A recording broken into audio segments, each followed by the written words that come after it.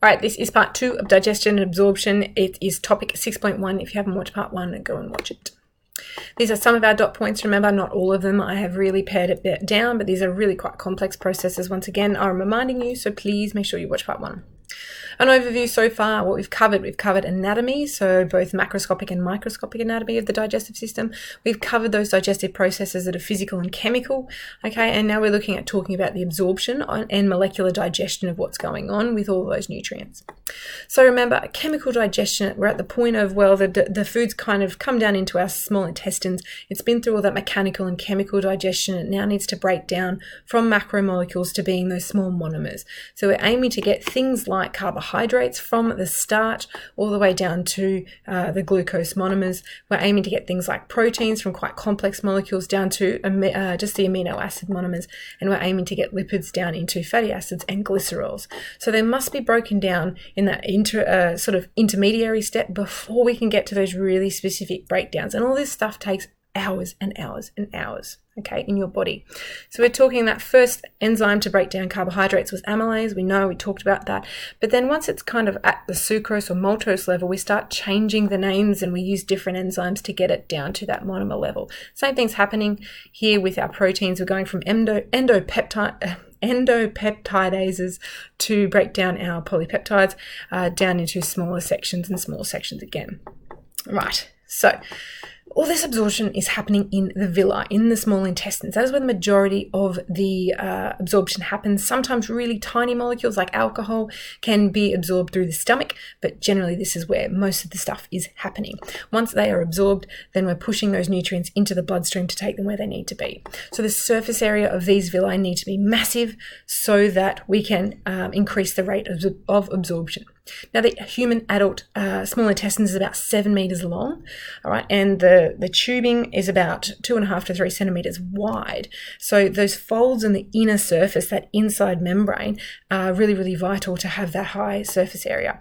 Now, villi, remember, they're those finger-like projections coming out of those epithelial cells, or they are the epithelial cells, just differently shaped, and they're about 0.5 millimeter high to about nearly 2 millimeters high, and there's about 40 of them per square millimeter. That's how tiny they are, and they can increase the surface area of that area by a factor of 10. Now, they must be permeable enough to absorb the nutrients, but they also have to be able to stop things that might be harmful getting across that membrane. There's also, on the villi, there are microvilli. So if this is one particular cell on that cell membrane there, it also has tiny little projections coming out as well to increase the surface area even further. Right, there is a hell of a lot of stuff, monomers, vitamins, minerals, that need to cross into the epithelial layer, into those villi, okay, in order to get to the bloodstream. Now, some vitamins and minerals must be ingested. There's no other way for our body to synthesize them. Things like calcium, sodium, potassium, vitamin C, all that kind of stuff we need to get from our food source.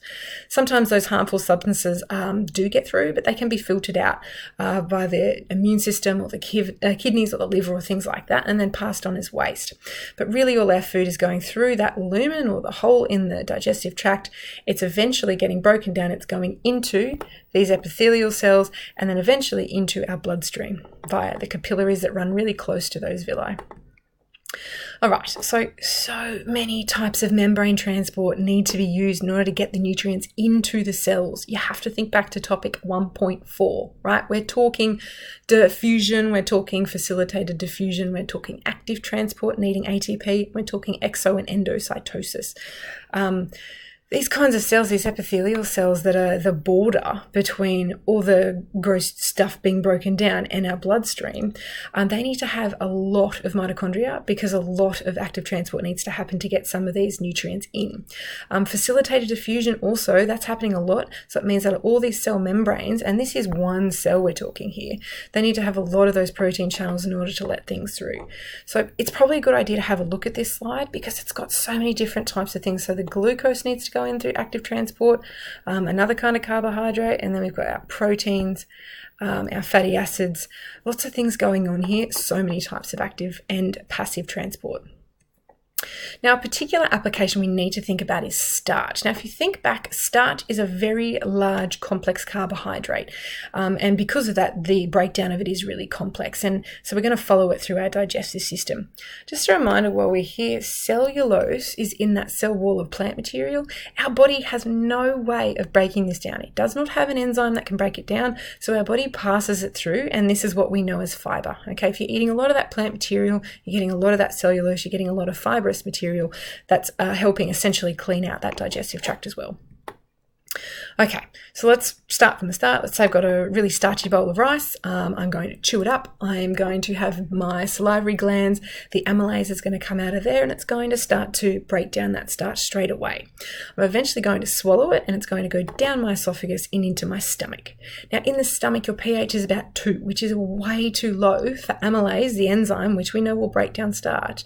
It's too low to work because its optimum's about pH 7. Okay, so no further digestion of starch is going to happen in the stomach at this point.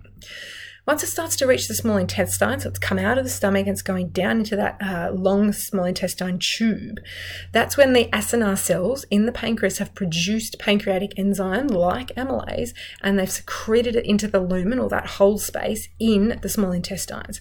Now that amylase is going to break down that kind of starch. Now, depending on what kind of starch it is, remember we have amylose and we have amylopectin. This one is the unbranched one. It's going to break it down into those 2 or 3 chained carbohydrates, essentially. And if we are breaking down amylopectin, it's just breaking them down into smaller but still branched chains known as dextrins. So these are oligosaccharides and these are dextrins. Now, once it's broken them down into those kind of areas, what happens is it starts to head to a particular part of the small intestine where there's something known as a brush border.